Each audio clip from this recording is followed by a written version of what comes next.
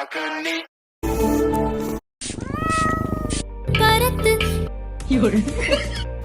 how did you become? യൂട്യൂബിൽ കയറിയാൽ പിന്നെ ഇങ്ങനെയാണ്, നമ്മൾ തോണ്ടിക്കൊണ്ടേയിരിക്കും എന്താണല്ലേ. എത്ര വെറൈറ്റി കണ്ടന്റുകളാണ് ഷോർട്സായി എത്തുന്നത്. കുറച്ച് സമയം മാത്രമേ ഉള്ളൂ എന്നൊഴിച്ചാൽ കണ്ടിരുന്നു പോകും. 60 സെക്കൻഡ് മാത്രമുള്ളതുകൊണ്ട് പകുതി മാത്രമേ കാണാൻ കഴിയൂ. എന്തൊരു ദ്രാവിഡാണ്. എന്നാൽ കുറച്ചുകൂടി സമയം ഷോർട്സിൽ കൊടുക്കാമായിരുന്നു അല്ലേ? എന്നാൽ ആ ചോദ്യം യൂട്യൂബ് കേട്ടിരിക്കുകയാണ്. എന്താണെന്നല്ലേ, ഷോർട്സിൻ്റെ സമയം കൂട്ടാൻ പോവുകയാണത്രേ. 60 സെക്കൻഡ് അല്ല, ഇനി 3 മിനിറ്റാണ് ഷോർട്സിൻ്റെ സമയപരിധി. കാര്യം ടിക്ടോക്കിന് വെല്ലുവിളിയാണെങ്കിലും യൂട്യൂബ് ഷോർട്സ് അങ്ങ് കയറി കൊളുത്തിയിരിക്കുകയാണ്. നിരവധി മാറ്റങ്ങൾ പരീക്ഷിച്ച് യൂട്യൂബിന് കുറച്ച് സമയം കൂട്ടാനാണോ പാട്. ആ മാറ്റവും എത്തിച്ചിരിക്കുകയാണ് കമ്പനി. യൂട്യൂബ് കണ്ടന്റ് ക്രിയേറ്റർമാരുടെ ആവശ്യമായിരുന്നു ഇതെങ്കിലും ഷോർട്സ് കാണുന്നവർക്ക് വലിയൊരു ആശ്വാസമാണ്. ക്രിയേറ്റർമാർക്ക് കൂടുതൽ അവസരങ്ങൾ നൽകുന്നതിനും ഉപഭോക്താക്കളെ എൻഗേജിംഗ് ആക്കാൻ കഴിയുന്ന ഉള്ളടക്കം നിർമ്മിക്കുന്നതിനുമാണ് പുതിയ സമയപരിധി എത്തിക്കുന്നത്. കാഴ്ചക്കാർക്ക് അവരുടെ ഇഷ്ടമുള്ള കണ്ടന്റിൽ കൂടുതൽ സമയം ചെലവഴിക്കാൻ സാധിക്കുന്നതുമാണ് പുതിയ അപ്ഡേഷൻ. എന്നാൽ ദൈർഘ്യം ഉയർത്തുന്നതോടെ ഷോർട്സ് അല്ലാത്ത വീഡിയോകളോട് ഉപഭോക്താക്കൾക്ക് താല്പര്യം നഷ്ടപ്പെടുമോ എന്ന സംശയവും ഉയരുന്നുണ്ട്. കാര്യങ്ങൾ അവതരിപ്പിക്കാൻ 30 സെക്കൻഡ് കുറവാണെന്നായിരുന്നു ക്രിയേറ്റർമാരുടെ പരാതി.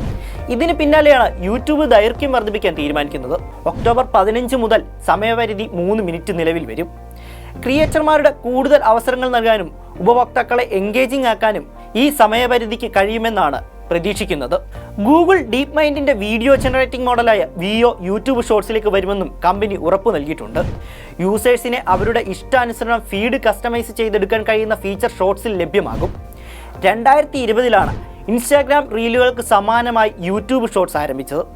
അന്നു മുതൽ ഉപഭോക്താക്കൾക്ക് 60 സെക്കൻഡ് വീഡിയോ മാത്രമേ റെക്കോർഡ് ചെയ്ത് അവതരിപ്പിക്കാൻ കഴിയുകയുള്ളൂ.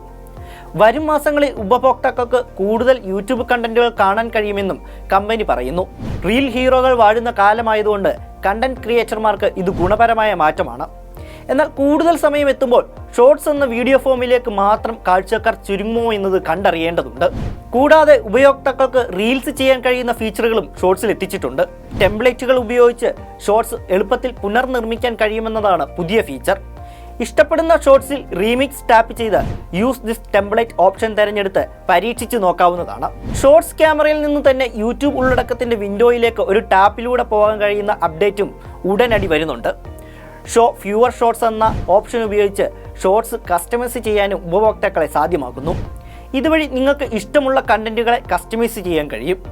അതേസമയം നമ്മളെ ഊറ്റാനും യൂട്യൂബ് മറക്കുന്നില്ല. യൂട്യൂബിലെ സാധാരണ ഉപയോക്താക്കൾ നേരിടുന്ന പ്രധാന പ്രശ്നമാണ് വീഡിയോ കാണുന്നതിനിടയിൽ വരുന്ന പരസ്യങ്ങൾ. ഇപ്പോൾ യൂട്യൂബ് പ്രീമിയം സബ്സ്ക്രിപ്ഷൻ എടുക്കാത്ത ഉപഭോക്താക്കളിലേക്ക് പരമാവധി പരസ്യം എത്തിക്കാനും വരുമാനം നേടാനുമാണ് കമ്പനി ശ്രമിക്കുന്നത്.